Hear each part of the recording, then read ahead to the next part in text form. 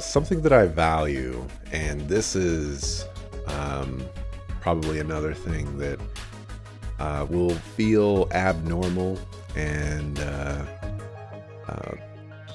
it's not very common. I have no attachment to anyone. It doesn't matter who you are. It doesn't matter what our relationship is. I will always, or I will always have the ability and be able to act on it to walk away and never look back. To, I guess, better explain the gravity of how I approach this, if a friend were to say something that I felt disrespected me enough, I would be able to walk away from that friend. And I think a lot of people would be able to do that. You know, it's you have to calculate how valuable that friendship is, and then weigh that against how that friend is treating you. And at some point, you got to drop the friend. And for me, it goes way beyond that. Again, I have no attachment to anyone, and it doesn't matter who you are. So, as an example, back when I was going to school or college in San Francisco, I was being driven up by my dad's wife, and she drove me up there. That way I could, get checked in or whatever. I didn't have a car, and I didn't think to take a plane back then. I had someone to drive me up, so I was driven up. And when I was getting out of the car, I was handing her $300. So I was like, hey, thank you very much for taking me to San Francisco. You live in Southern California. You're driving all the way up there, and then you got to drive all the way back. Here's $300 for gas, for food, for thank you, all that stuff. And she says, no, don't worry about it. And I was like, are you sure? Because, you could use this money. And she's like, don't worry about it. You know what? Just give me $100 or because I had like 300 or three $100 bills. So I was like, okay, here's $100. But I reiterated once again, are you sure? She's like, yeah, just give me $100. So I gave her $100, went about my business. I get a text message from my dad a little later that day, and he says, hey, did you give my wife some money to come back? And I said, yeah, I gave her $100.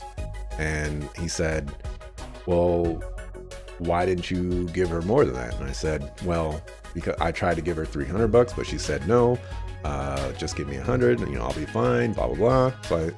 And he replies back, well, she overdrafted her account and she had difficulties making it back because she didn't have enough money, yada yada, this and that. And then he said, how can you do that to someone who who's just trying to help you out? I guess you deserve nothing good in life. And obviously I'm leaving out stuff because this is not a very vivid memory. This happened many years ago. But that's what I remember the most is, I guess you deserve nothing. Or I guess you deserve nothing good. And that stuck to me.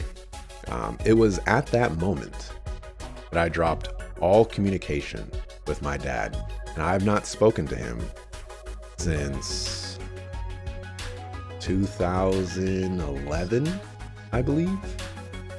I have no problems dropping anyone and everyone from my life for wronging me, in a way that I feel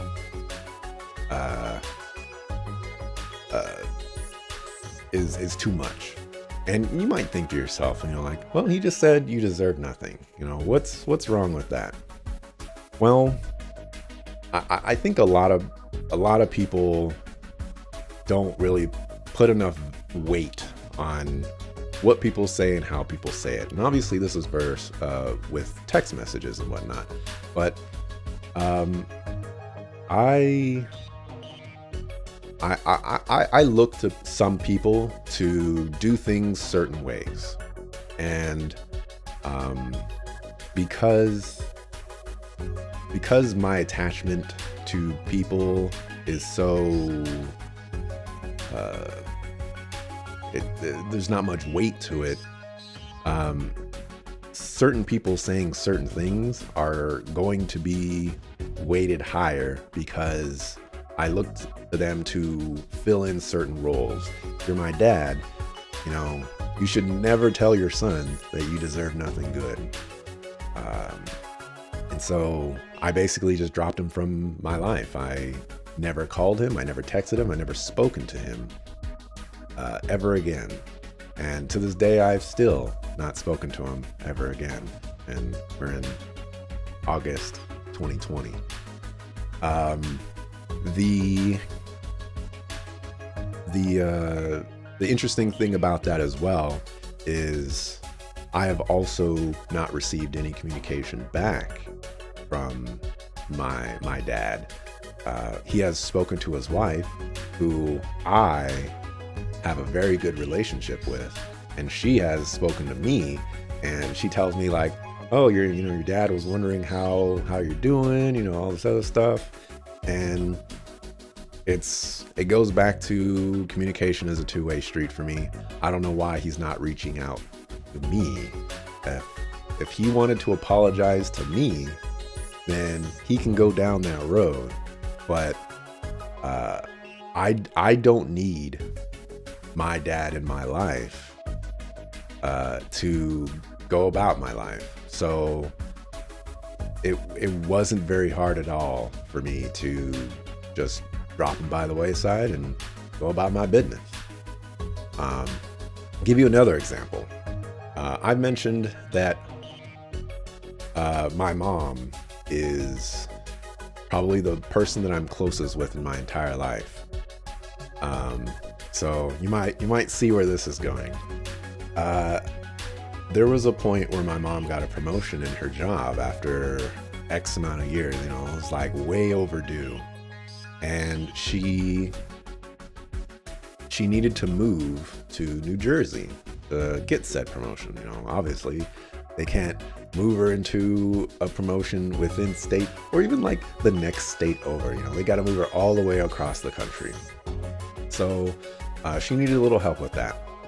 And in the past, I've given my mom money when she needed help, and she's never paid me back, even though I've asked her for it. But I let it go. You know, she's my mom. She raised me her entire life. You know, there's some things that I can just say like, hey, all right, you got it. But this was a moment where I needed to give her a lot of money. She needed to pay for rent. She needed to sign the lease. You know, that's very expensive stuff. So I gave her $1,900 with the express caveat, or we'll say contract, that you will pay me back. That is an absolute necessity, that you will pay me back. And she agreed. It was several years had gone by, and I was reaching a point where I was running out of money because I was in school at the time. And I had asked her, I was like, you know, hey, you know, I'm kind of running low on funds over here. I'm gonna need a little bit of help to stay afloat, you know, because otherwise I'm gonna have to start making sacrifices that I really don't want to make. And so I said, hey, can you start paying me back some of this money that I loaned you? And she said, yeah, I'll start doing that. Weeks go by, months go by, didn't get anything. Hey, Mom, can you start paying me back some of this money? I've had to make sacrifices. I'm in a tough spot. He says, I'm doing the best I can. I'll try to send you some money when I can, blah, blah, blah, this and that. No money. All right. So eventually I started getting tired of it. It's like, all right, this is not working out. I need to escalate this. So I told her, all right, I need you to send me money to tell me that you are serious about this arrangement that we have.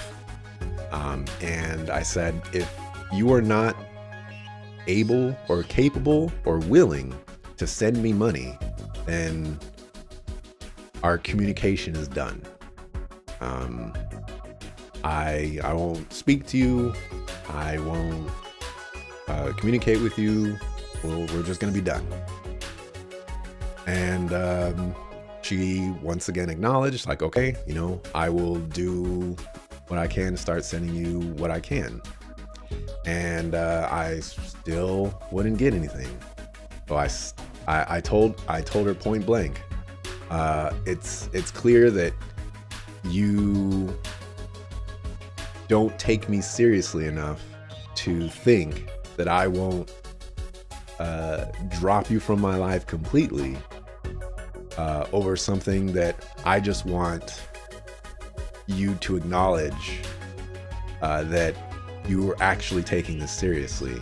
If I'm telling you that I need you to send me something, send me $5, send me a quarter, a penny, something to just acknowledge that, look, I actually value the relationship I have with my son, and I don't want him to leave my life. So I said, if you can't do that, or since you haven't done that, then we're done. And I didn't talk to her for a couple of months. And after couple of months, I got a check in the mail for some money. And that is when our relationship started to kind of rebuild itself.